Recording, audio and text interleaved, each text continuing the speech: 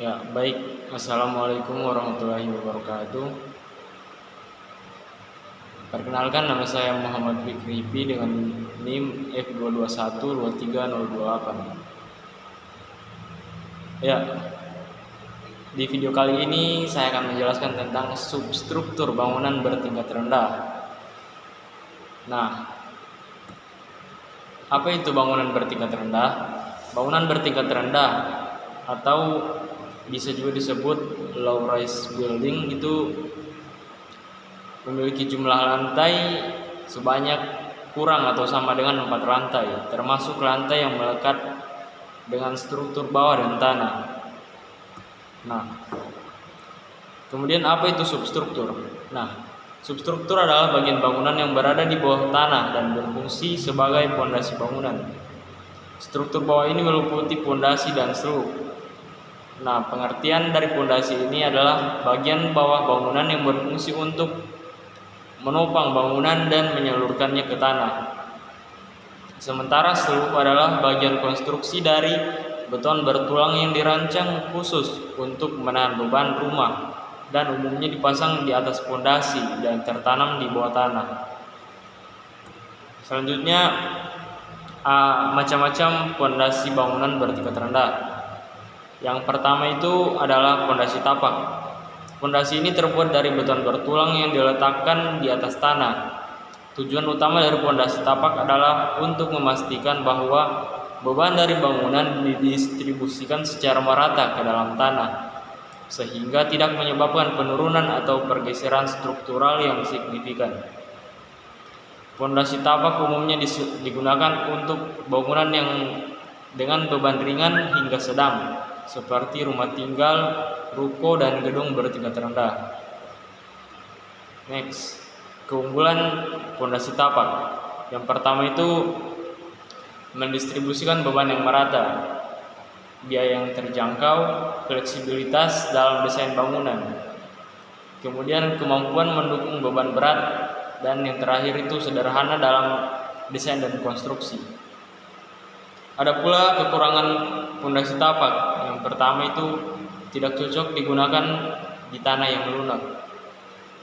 Kemudian dapat memerlukan ruang tambahan serta penyusutan tanah. Next, macam-macam pondasi bangunan bertingkat rendah. Nah, yang kedua ini adalah pondasi raf. Pondasi ini digunakan untuk menyebarkan beban struktur atas area yang luas. Pondasi ini sering digunakan di area tanah yang memiliki tekstur yang lebih lunak atau longgar, kondisi tanah yang memiliki kekuatan tektonik yang rendah, atau memiliki kemiringan yang signifikan, umumnya menggunakan pondasi raf ini. Hal ini karena pondasi raf dapat menstabilkan bangunan pada tanah yang lemah dan tidak stabil. Pondasi ini juga dapat digunakan pada tanah yang memiliki ketebalan lapisan tanah yang tidak merata atau memiliki perbedaan kepadatan tanah yang signifikan. Selanjutnya ini keunggulan pondasi raf. Pondasi raf ini memiliki stabilitas yang tinggi, dapat mengatasi tanah yang lemah atau tidak stabil, mampu menahan beban yang berat dan tahan terhadap gempa bumi, serta mengurangi biaya dan waktu konstruksi. Selanjutnya adalah kekurangan pondasi raf. Pondasi raf tidak cocok digunakan untuk tanah yang berbatu atau berlumpur. Kemudian tidak cocok untuk tanah yang memiliki tingkat air tinggi dan dapat menimbulkan masalah drainase.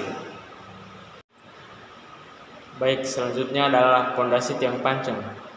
Pondasi tiang pancang adalah pondasi yang terdiri dari batang panjang dan langsing yang ditancapkan ke dalam tanah untuk menyalurkan beban bangunan ke lapisan tanah yang lebih kuat. Pondasi ini cocok digunakan untuk tanah rawa atau tanah lembek dengan kadar air yang tinggi. Jenis pondasi tiang pancang dapat terbuat dari bahan seperti kayu, besi, baja, dan campuran beton bertulang. Selanjutnya, keunggulan pondasi tiang pancang. Pondasi tiang pancang lebih kuat dan kokoh. Umur pondasi tiang pancang lebih panjang. Yang ketiga, pondasi tiang pancang mampu memadatkan material tanah. Kemudian pondasi tiang pancang mengurangi galian tanah. Nah, selanjutnya kekurangan pondasi tiang pancang itu yaitu proses produksi pondasi tiang pancang yang lebih lama serta harga pondasi tiang pancang yang lebih mahal. Nah, mungkin itu saja video presentasi saya mengenai substruktur bangunan bertingkat rendah. Saya Muhammad Fikri, sekian. Wassalamualaikum warahmatullahi wabarakatuh.